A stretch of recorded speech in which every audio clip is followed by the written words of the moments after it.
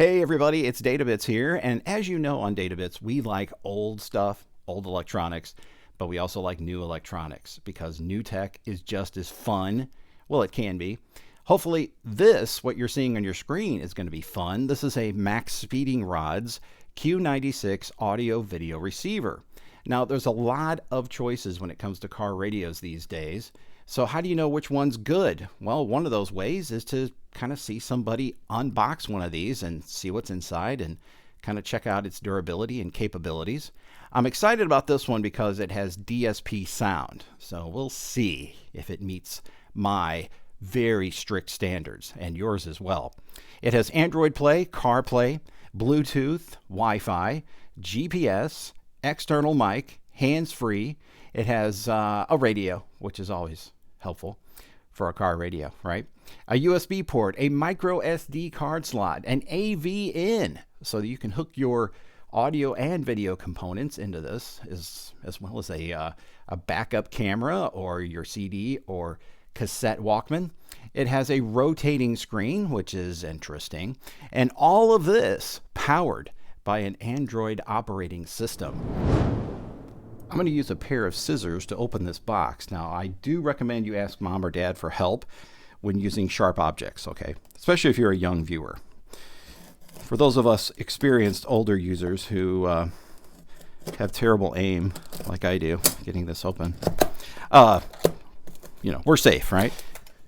So it appears they include a cloth, and they realize that installing a car stereo causes a lot of sweat. So this is a sweat towel so that you can wipe your brow. Also included here are some tools, and these are those pry tools that you can use to get off the old frames and bezels on your car. Very helpful. And then we have some mounting hardware here. Always handy to have. And we have our wire pack here. Look at all of that. My goodness.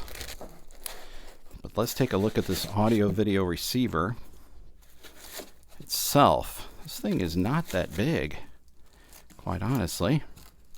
Let's see what's in the bottom here as well. I think, do we have an owner's manual? Oh, we do.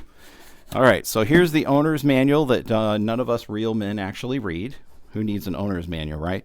Unless you get stuck, then it's very helpful to have something to reference, Let's look at the unit itself. Remove the plastic. And here we go. Well, it has a nice, heavy, sturdy metalness to it. There's the back there with all of our connections. Let's identify the jacks and connectors here on the back of the radio. First, we have our DVR camera input, which is right here. We have our power amplifier input and output, which is right here. We have our rear camera input, which is up here, top left. We have our USB 1 charging and USB 2 charging inputs and outputs. We have the protocol interface, which I'm yet to learn what that is. We have our antenna input for our GPS. We have an FM AM antenna jack, which is here, your standard Motorola connector right there. Our cooling fan, which is here. We have an HDMI input up here at the top right. And we have our wiring harness connector, which is over here, along with a fuse for extra protection built in. And that will pretty much cover our rear panel connectors. Taking a quick look at the actual wiring that's included. So we have a GPS antenna. So this is going to need to be mounted somewhere on the dash so that it is visible to the sky. Then we have our audio video input jacks, and you've got quite the collection of things here. For example, we've got a mic connector, external mic connector. We have 5.1 subwoofer, 2 of those. We have video in and video out, which is composite. We have 5.1 channel, no, rear left and rear right. We have an amp common. We have center channel 5.1, center left and center right. We have auxiliary right, 5.1 front left, 5.1 front right, auxiliary right, auxiliary left. Lots of options for connectivity there. And if you're going to use the thing's built-in amplifier, you have the plethora of connectors for all of your speakers. And of course, your power connectors as well. Then we have this USB connectivity here. So this allows you to connect USB things via these two connectors somewhere else outside of the radio. So maybe your car doesn't have USB ports. You can put these, kind of stick them under your dash, and you would have two USB ports to charge your devices with, or to use as an input, perhaps. I say that because there is data connectors on that, so that's probably what that is for. Our backup camera connector, very familiar with this with my current radio. I needed a wiring harness from, I think I got this from Amazon. And so here's the wiring harness. There's two of them. So there's this one as well. And what I did is I figured out where the pins were on the wiring harness for the car so that I could find out where the microphone goes. So in order to be patched into the wiring of the car, I had to know where the pins were. And so I used wires from other pins that I didn't need and moved them to here because that's where the microphone is actually connected. So what I'll do is I'll put this plug, which I've got on here, this 3.5 millimeter mono plug. I'll plug this into this wiring harness where it says mic. And that will go on just like that. Okay, so that's the only thing I need to do with this one, other than we're going to wire in the power and the speakers. Now, the other cool thing that you might want to have handy is some wire nuts. I know this is crazy, but nothing for me is ever permanent, so it's nice to use wire nuts because they will be permanent if I want them to be. If I don't, all I have to do is pull the wires apart and put a different radio in. So they were at least nice to us to color code these in a standard fashion. So the nice part is all you need to do is match up color to color, and you can do that just by matching these. So I have like rear left minus, and that's a black and green wire. So over here in my wiring harness, here's my black and green. Hook those two wires together, twist them up like that, and put a wire nut on them. So then go through the rest of your wires and do the same thing. A couple other things I like to have handy for these projects is some Gorilla duct tape and a pair of wire strippers. I think I got these at Harbor Freight. Let's review the wiring that we've done here on the wiring harness. Now, notice I've done this wiring in my house. I am not doing this in the car. So the best idea, in fact, is to bring all of this stuff in the house and do it. So there's some interesting new wires on here for me. So this one here, well, this one is the backup camera link. So that's going to go to my gear shifter cable. And then I've got key 1 and key 2, which apparently has to do with steering wheel controls. And I don't have a module that will do steering wheel controls, so I'm not going to wire those to anything at this point. So the only wire I've got to wire up when I get in the car is this back one here. So then I've got my B+ battery, my accessory, my ground wire, all of my speaker wires, my illumination wire, all that there. There is an antenna wire, but how many cars have power antennas? I mean, that is like so 1970s.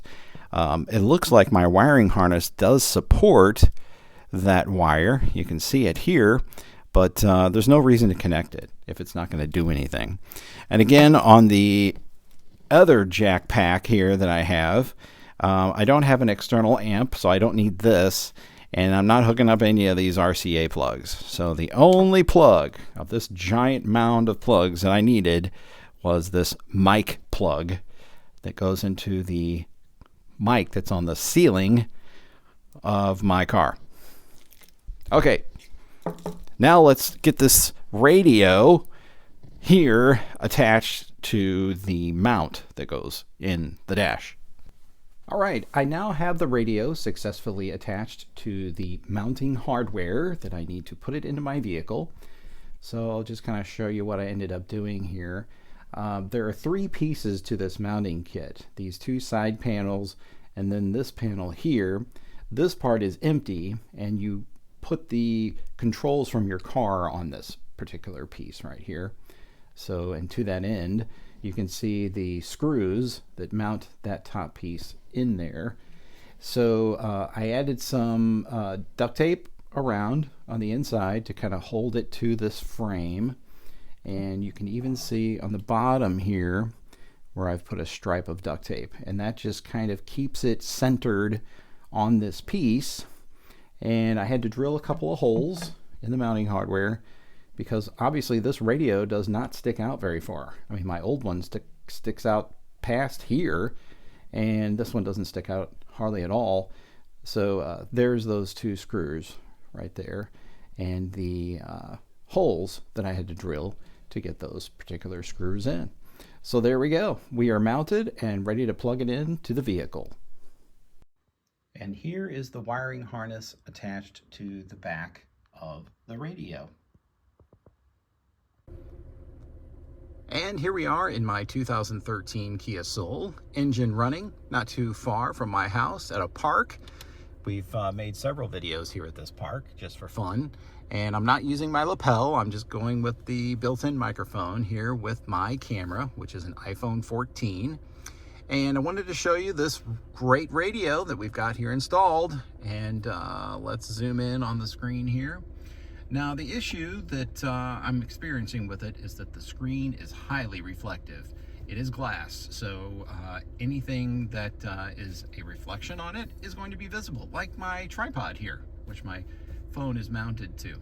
I wanted to show you before I turn off the engine that I've got the reverse camera installed and working. And so there's the reverse camera working like it should. Put it back in park. And we switch back to our home screen here. I'll go ahead and flip the engine off. There was a couple of settings that I had to change right away and just kind of dig into the settings on this quite a bit. One of which was the miles per hour, kilometers per hour type setting. And then the time zone was in China, so I had to change the time zone so that the clocks that you see here would match. One of them was correct and the other one was incorrect. So anyway, let's look at the main menu here momentarily, and then we'll kind of dive in and play some music for you so you can hear how the sound quality sounds here in my little car. This car has a very decent sound system in it. But first, before we go into the menu, let's look at the side here. We've got a hole for a mic, built-in mic on the device itself. We've got a reset button. You've got a power, mute, and volume control all right here in one package. You have 2 USB ports, and you have an auxiliary in port, 3.5 millimeter right here. On the left side, you have your access to your apps and so forth. So the first one is the navigation. So you tap on that and you go into the built-in navigation. Now, as far as the GPS antenna goes, I put the GPS antenna underneath here. So Kias have these weird pseudo fake speakers. Like when they first came out, there was a speaker here, but now there's no speaker.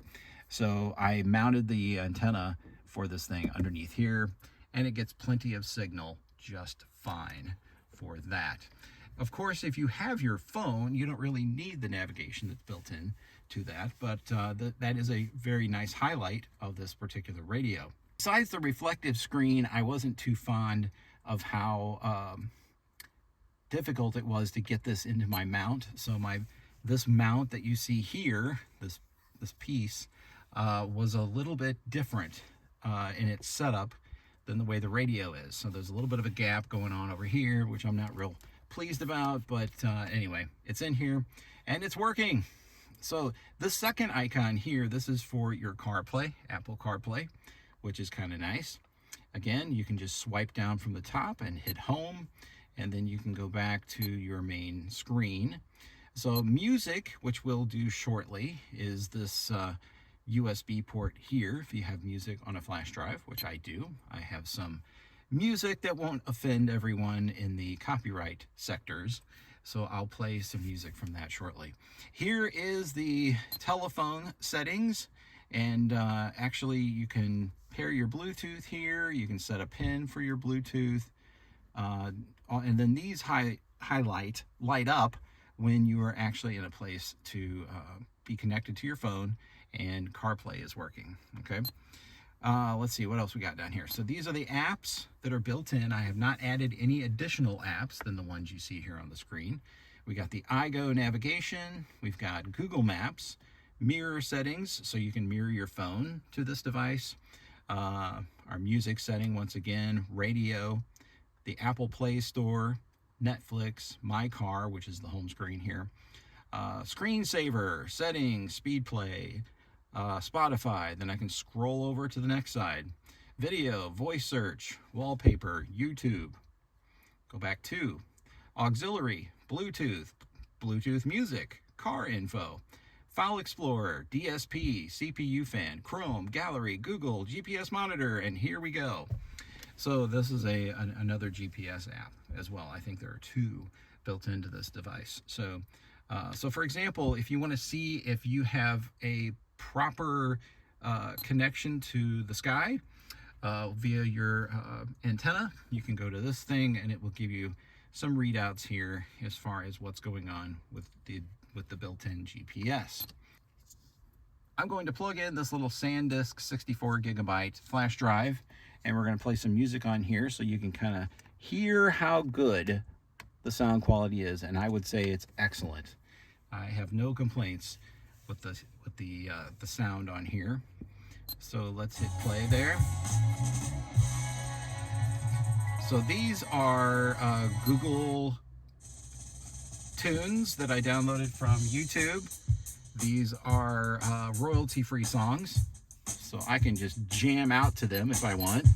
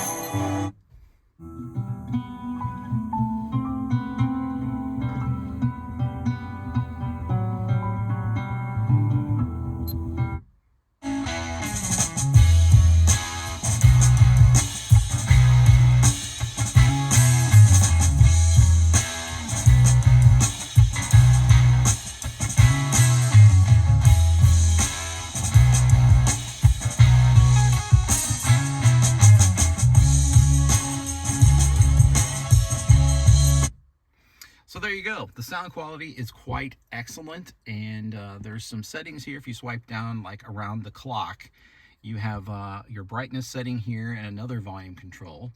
You have one-click cleaning. I would assume that's for apps and so forth. Wi-Fi, Bluetooth, restart, screen capture, settings, screensaver, and equalizer. So equalizer, I'll show you where I have that set.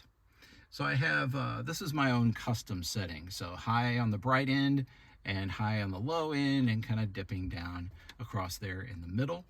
You have some settings here, so you can set up this DSP, which is like, all right, where am I seated? I want to enhance the music for where I'm seated. I can move that little dial over there, or if I want to enhance it for someone sitting in the back seat of the car, I can do it like that. So typically, I think right in the center is a good spot, but you can kind of play around with that and see how that works for you. This setting here is individual volume controls. Now, I don't have a center channel, but I can manipulate the front and rear channels and make the front louder and the background rear channels quieter, etc. If I had an external amp set up and a center channel speaker via those RCA jacks, then I could manipulate the sub setting and the center channel setting there as well. And then there's some mute settings and inverted settings down here. This frequency setting has to do, I think, with your subwoofers and setting like where the cutoff is for those. But anyway, that's another area of tweaking that you can do for this radio. And I really like all that. I like being able to manipulate all these settings as well. Let's see, let's go to the home screen again. And let's go back to here. So again, we've got Google. What happens when you go to Google? So there's Google, just like you would on a computer. And you can do some Google searches, right? So I could search for dogs here and hit the search thing. Oh, my Wi-Fi is off. Well, I did have it tethered to my phone earlier and it worked fine doing that. So you would just go in and link yourself up to your phone and you'll be all set there. So as far as like setting the clock and so forth, if I tap on the clock, I get in here to this GPS sync time, use network provided time, etc. I've got my time format. I've got 24-hour mode set up, so it says 1 p.m. and not 13. So all that kind of stuff. So, yep, this is a pretty cool radio. I think I'm going to keep it in my car for a while and give it a test drive. If the thing explodes or catches fire or quits working, I'll be sure to report that to you guys. But so far, it seems pretty solid. A couple of other things I like. My name brand radio, more commonly name brand radio, it took a little while, a few seconds to turn on when I would get into the vehicle. Look at this thing. If I turn my car off and turn it back on, it is instantly on. And it's right back to what I was doing prior to getting in the car. All right, guys, and here we go. Gonna take a little drive around town. Put it in reverse. On comes my reverse camera.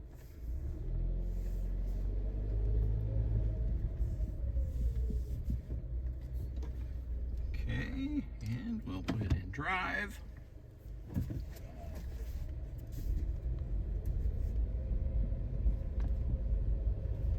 My tripod is moving around just a little bit.